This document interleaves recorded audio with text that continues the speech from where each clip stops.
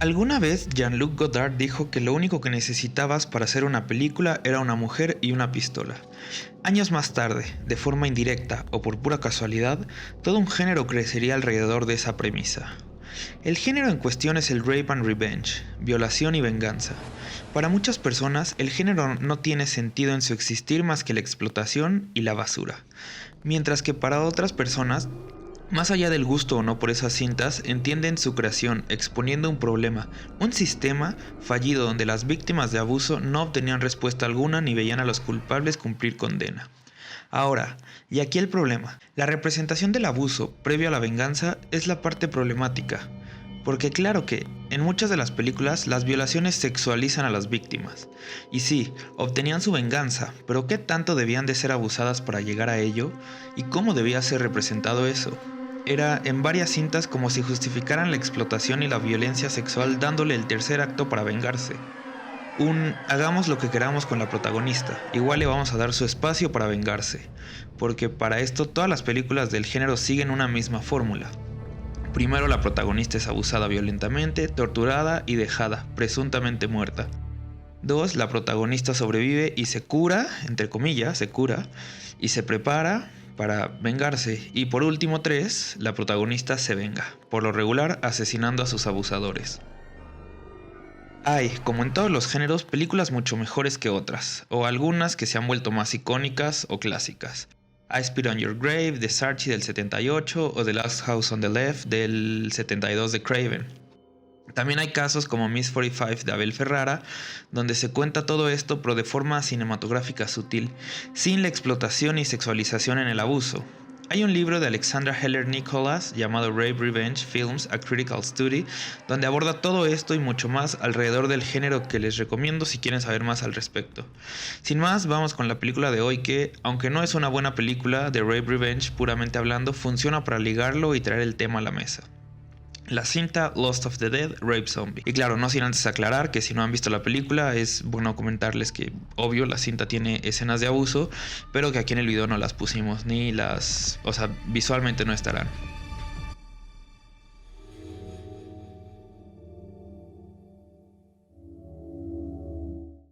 El director es el japonés Naoyuki Tomomatsu, reconocido por su larga filmografía enfocada en el cine de terror, las pink movies, que es soft porn japonés, y en muchas ocasiones la mezcla de ambos géneros. Enlistar su filmografía nos tomaría un video entero, pero les resumiré o resaltaré algunas, como toda la saga de como 5 o 6 películas de Lost of the Dead, Future Warrior Amazons, Scissor Penis, Love Zombie, Stacy, la que le dio reconocimiento internacional también sobre zombies, Zombie Heitai, Vampire Girl vs. Frankenstein Girl, codirigida con Yoshihiro Nishimura, la mente detrás de Tokyo Gore Police. Y bueno, estos dos nombres, estos dos directores, junto a otros como Noboru Iguchi o Yudai Yamaguchi, son de los principales exponentes, de los principales directores de toda una corriente de películas basadas en lo grotesco, lo absurdo, lo sangriento y por supuesto la explotación. Ahora, la premisa es simple. Un virus hace que la gran mayoría de los hombres se conviertan en zombies que liberan su deseo sexual e intentan abusar de quien se ponga frente a ellos. Ahí tenemos a 4 mujeres sobrevivientes, Kanae, Nozumi, Momoka y Tomiya, que se refugian en un pequeño templo mientras intentan entender qué ocurre y por qué ocurre, y a la par están atentas por las noticias y la invasión que podría alcanzarlas ahí. El virus hace que se vuelvan rape zombies y que ellas terminen por disfrutarlo, y claro, disfrutarlo entre comillas, porque no es que lo disfruten, sino que el virus hace que parezca que lo disfrutan. Al final, como en película de zombies, se trata de sobrevivir. Y no hay mucho que contar sobre la trama, porque entre la sangre y los desnudos la historia pasó para el realizador en segundo plano. O sea, no hay mucha historia realmente, es esa premisa y es la excusa para lo que te están vendiendo. Ahora, sobre el Rape Revenge y lo constante que es aquí. Les digo, casi es una película de Rape Revenge, pero no puramente en el sentido de la tradicional historia de Rape Revenge. Ya hablamos al inicio un poco al respecto, un género que a mí no me convence en general, y no por lo que expresa, sino por cómo lo expresa.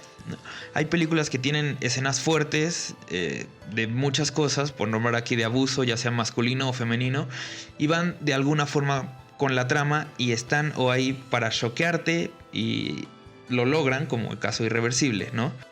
Pero en estas películas, después del abuso terrible, ella se venga, porque casi siempre o siempre es a mujeres, y sí se venga, pero antes de su venganza ya vimos toda la exhibición, como decía al inicio. Es como si al final las muertes de ellos fueran solo para justificar las imágenes del inicio.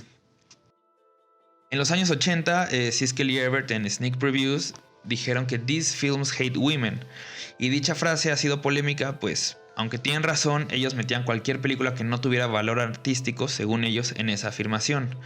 Mientras que directores, directoras, aficionados al género incluso disentían y expresaban que solo es el miedo de los críticos de no querer ser relacionados con este tipo de filmes, ¿no? Porque ellos, les digo, metían sí Rape Revenge como I Spit on Your Grave, pero también metían ya sea Viernes 13, creo, Halloween, o sea, un montón de slashers que ellos no consideraban. No, Halloween no, porque esa sí les gustaba. Pero cualquier película de terror que no consideraban, entonces fue ahí donde varios realizadores salieron a decir como, oigan, no. Pueden ver el capítulo en IMDb o en YouTube, se llama Women in Danger, el de Siskel y Ebert. Y también la contrapostura de realizadores y críticos afines al género. Pueden ver el episodio 2 de Eli Roth's History of Horror, titulado Slashers Parte 1, donde comentan que no todo es tan cerrado como lo plantean Siskel y Ebert. Para mí también no es blanco y negro, porque aunque es obvio, y no solo en el terror, que hay películas sumamente misóginas, también hay slashers tontos que quedan lejos de ello. Aunque el negar una violencia de género en gran cantidad de películas de terror sería estúpido, la verdad. Volviendo a la cinta, dentro de la trama entendemos el contenido del virus ligado a la masculinidad no solo tóxica, sino dominante. Por ejemplo, nos dan a saber que dentro de los infectados, la gran mayoría de los hombres son los que tienen mucha testosterona, mientras que los que tienen poca no se ven afectados. Incluso los hombres relegados de la sociedad, los otakus, en palabra de uno de sus protagonistas, tampoco se ven afectados por su masculinidad no hegemónica ni por su fuerza ante el mundo. Aquí otaku no solo se refiere al aficionado del anime, sino también a quien es soltero y puro y no tiene interés alguno en mantener relaciones, sino que decide orgullosamente ser vírgenes. Y les digo palabras del personaje otaku de la película. Más adelante, una de las protagonistas comienza a seducir al otaku para tener relaciones con él, y él no quiere, e incluso le dice que si tuviera ese deseo dejaría de ser lo que es, ¿no? La persona virgen y pura. Igual ella lo seduce y él, parte del virus, ahora con deseo sexual, se transforma e inmediatamente, esclavo del deseo, es un zombie más. También a lo largo de la película, nuestras protagonistas observan un debate diagonal análisis en vivo sobre la situación, la explosión de zombies, donde hay 4 personas. Una doctora que dice que todo puede ser producto de la contaminación en el agua y en el ambiente. Un biólogo que intenta explicar que el virus pudo venir del espacio o que estamos frente a la mutación de una toxina tóxica. También los 2 puntos más interesantes del debate están entre una mujer presentada como la feminista que culpa a los hombres y a su naturaleza del virus y llama a matarlos antes de que ellos las maten, y por su contrario, dándole voz al sector reaccionario de la misoginia y del mundo incel, está uno que se presenta como estudioso de la evolución y que dice que es la naturaleza lo que está ocurriendo, es como debe avanzar el mundo y la humanidad y que debe ocurrir para que el mundo gire, llamando a no detener los deseos y derechos que se le han arrebatado a los hombres. Tenemos aquí, les digo, este constante debate que se va intercalando en la película con las escenas de sobrevivir a los zombies, que bueno, no les voy a spoilear en que termine el debate, pero van a ir planteando como los 2 puntos según el correcto, el incorrecto, etcétera, etcétera, ¿no? Todos sabemos cuál podría ser el adecuado en la situación, pero bueno. La película, siguiendo, exhibe puntos de la masculinidad hegemónica como los hay, por ejemplo, en el ejército. Vemos a una mujer soldado comentar que las filas se han visto disminuidas porque se han deshecho de la mayoría de los hombres soldados, por lo que llaman a las mujeres que quieren aprender a defenderse a unírseles, donde además de entrenarlas les darán un arma y les enseñarán a usarla para que puedan protegerse y proteger a las suyas. Y las vemos ahí practicando, disparándole a los zombies en la zona genital, porque esa es la forma de matarlos, aquí no es disparándoles en la cabeza. Y también, siguiendo con el ejército, nos ponen en la película el caso de Estados Unidos. Las noticias dicen que el mundo esperaba la ayuda de Estados Unidos, como siempre, para contener los problemas, pero que al tener una gran cantidad de hombres en sus filas, hombres con esta masculinidad hegemónica, con exceso de testosterona en sus filas, en un ambiente tan varonil, han quedado casi destruidos por la infección. O sea, Estados Unidos quedó fuera del mapa por la gran cantidad de hombres que había en su ejército. Por otro lado, más que gore, tenemos una película, sí hay sangre, sí, pero tenemos una película fina en el splatter. El splatter, así como el gore, están enfocados en las grandes cantidades de sangre humana, un acercamiento a veces gráfico, a veces solo sangriento de la violencia y tortura y la brutalidad, con en muchas ocasiones un salpicadero de sangre. Entonces aquí no hay tanto de mutilaciones, tortura en el sentido más gore de la palabra, sino que ahí, haz de cuenta, con una katana le cortan un brazo a un güey que se ve todo mal con computadora y salpica, chorros y chorros de sangre, ¿no? Así, mucho splatter, mucho splash. Por último, una de las protagonistas que fue abusada, pero que no fue completamente absorbida por el virus, resulta embarazada, ¿no? Y esto de entrada a otras películas de la saga. Y bueno, en 2 días nace lo que sea que haya nacido, o sea, queda embarazada y en 2 días ella entra en trabajo de parto, pero nunca vemos, por eso digo lo que haya nacido, nunca vemos lo que nació, solo ella carga una especie de bebé brillante, ¿no? Está envuelto en una manta y solo luz dorada siendo irradiada sale de ahí. Los zombies, eso sí, y aquí spoiler, que digo, no es spoiler porque no es tampoco la gran trama, pero spoiler, al ver esa luz brillante se rinden ante ella y la siguen, sabiendo que ese bebé, esa criatura es producto de un zombie. Lo ven como algo de veneración.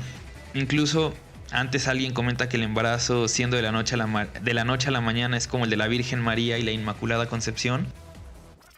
Y a modo de torcida alegoría tenemos eso, el nacimiento de quien lidera o al menos calma a los zombies. Mientras esto ocurre, escuchamos las palabras del güey del debate, el que estudia la evolución, que comenta que ese era el cometido del virus, mutar para preservar la existencia con ese nuevo bebé, que la evolución fue la causante del propio virus, de una nueva especie humana. Y por último, yo considero que tenemos pink movies, o sea, bad porn with extra steps, o sea, una pink movie, sí, pero pornografía barata con una trama extendida, que, a ver, como película de explotación está bien porque cumple con lo que es y por algo se ha convertido pues en esta cinta de culto. No por nada estuvo en festivales dedicados al género como Sitges, pero en general no es una buena película. Pero sin pensarla mucho te queda una película de serie B o de serie Z decente. Incluso, y es curioso, la diversidad de géneros que toca. Pasa de una persecución zombie a pink movie, y ahí tenemos alguna escena como fuerte, choqueante, para luego pasar a una escena ligera con tintes graciosos, para movernos a una escena absurda sobre el papel de los medios, y así sucesivamente. Se mueve por todos lados y eso la ayuda a ser llevadera, porque sin al menos esa intención y sin la diversidad de personajes nos hubiera quedado una película con sangre y pechos gratuitos como cualquier película similar del género. Y repito, no es una buena película, pero tampoco es tan mala, no es la peor que he visto de esos subgéneros de explotación. Y sí, yo creo que sin tanta desnudez gratuita hubiera sido mejor, porque, bueno, me podrían decir que qué esperaba de una película así, que era obvio que habría muchos desnudos, sangre y violencia, y sí, tienen razón en ello, pero bueno, a veces era demasiada, ¿no? Un poco menos le hubiera ayudado a moverse como un intento de hacer una joya de película sin presupuesto y no como algo que a pesar de todo parece una excusa para tener desnudos. Pero bueno, así es el género, así es eso. Y si estás viendo este video, muchas gracias. Compártelo con tus amigos que les gustan los zombies o toda la onda japonesa o el splatter o lo que sea. Comenta qué opinas al respecto, qué opinas del Rape Revenge, que siento que es el punto importante aquí, que es un género conflictivo, sí, pero con algunas propuestas interesantes. Y nada, muchas gracias por ver, los invito a suscribirse, también ya tenemos Twitter, donde el contacto es mucho más cercano que en Instagram. Y nada, yo soy Sebastián, a nombre de Eric en la edición, les deseo buenos días, buenas tardes o buenas noches.